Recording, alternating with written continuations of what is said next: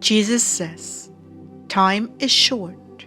Buy of me fire-tried gold and leave the ashes behind." December 2nd, 2015. Words from Jesus through Sister Clare, spoken by Jackie.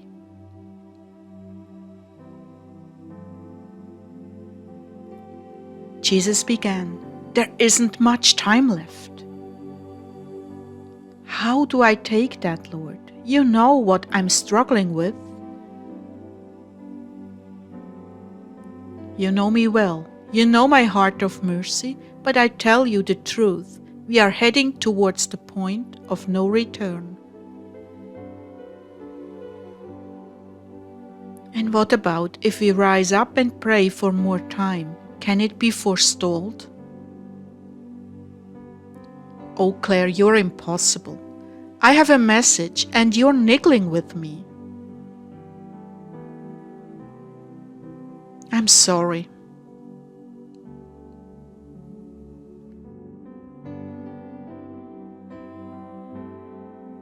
Thank you. I'm wanting a deeper level of preparation from my waiting bride. I want her heart emptied of useless worldly things. This message is not for everyone. It is only for those who are longing for a greater depth in me and detachment from the world. I'm imparting this grace to those who are listening or reading in this moment. That means if you read this message 6 months after it was written, it still carries that grace for those who are earnestly seeking it and longing for it with all their hearts. You wonder how that grace can linger. Just as my word accesses grace from heaven in present time, so do words authentically spoken by me carry my promises. When they are received in faith from any source, they still access that impartation as it did when it was spoken. I'm the same yesterday, today, and forever. My promises stand forever to those who truly desire them with their whole hearts.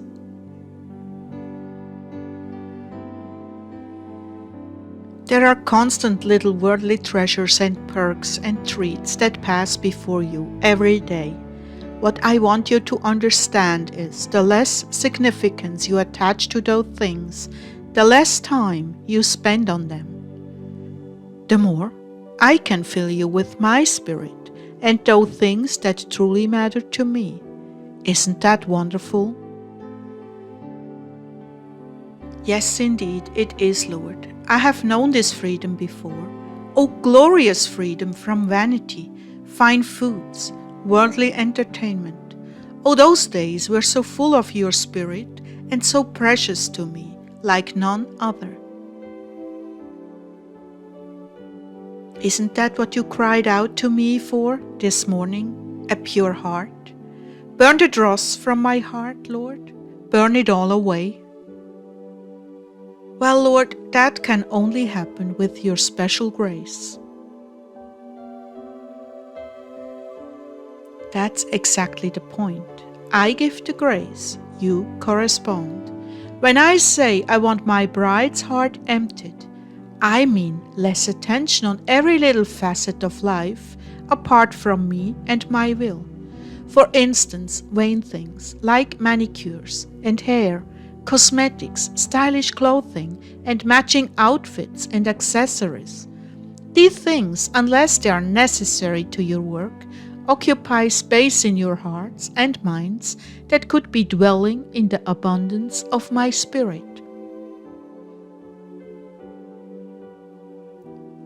You see, when you attach significance to these things, you may not be actively thinking of them, but you're easily snagged by all that relates to them.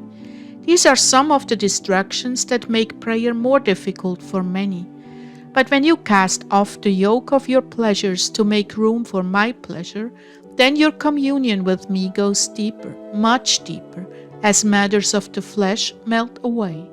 That's what I'm getting at.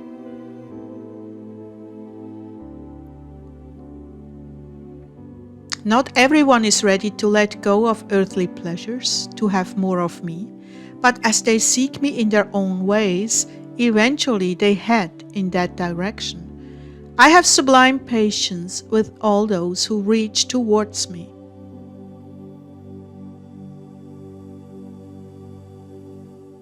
I know what a struggle you have, Claire, having a great attraction for order and beauty. Those who don't care about those things are freer to contemplate me. We are always going back and forth about these things, aren't we, dearest? Oh Lord, that is hard, if not impossible for me. If I were blind, well, that has its own serious problems. At least I wouldn't get distracted into arranging things to my liking. Believe me, you would find other things not to your liking. It is part of the obsessive compulsive nature. But remember, when you offer yourself to me, withholding nothing, and study your actions and thoughts to deliberately exclude those things, you are so much freer.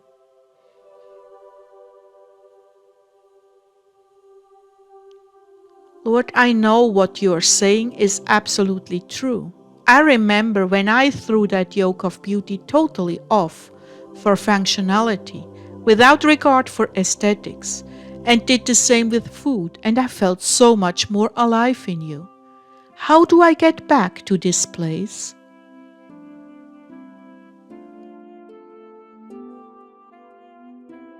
That's what I'm trying to give you here, my sweet bride. That's what I'm calling your attention to. It's not going to happen suddenly unless circumstances override your life.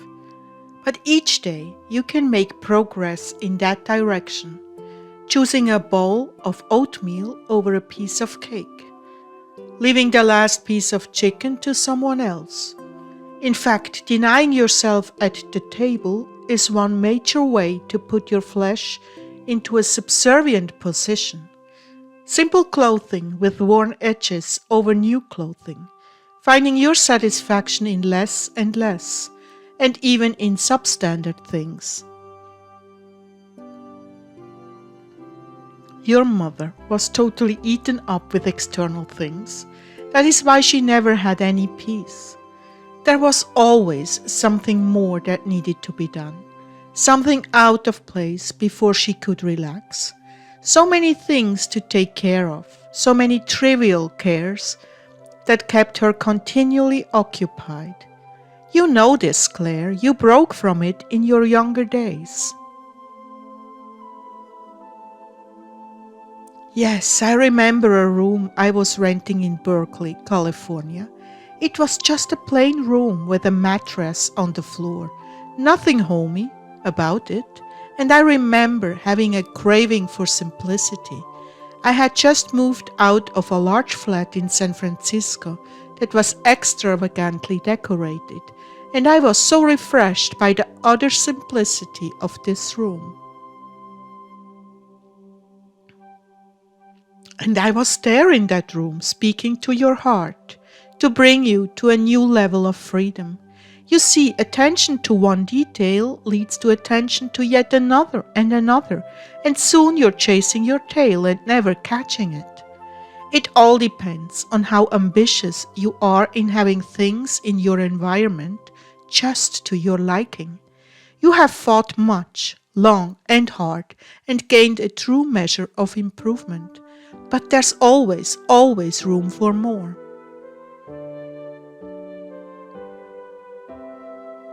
What I'm trying to say to my brides very simply is that the more exterior things matter to you, and that is a choice in your control, the more you will be vexed in spirit, wanting perfection in your environment, and as a consequence, the less you will have of me.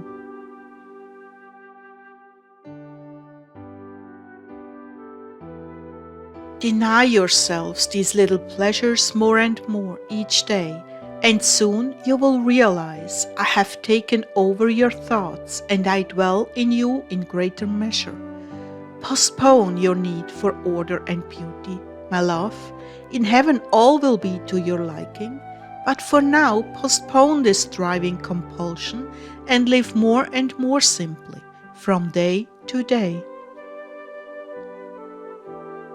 Understand, my brides, your worth is not in beautiful clothing, houses, and cars. No, all those things will be stripped from you, and the only thing left standing will be your virtues and what you did for others, out of pure love and no other motive.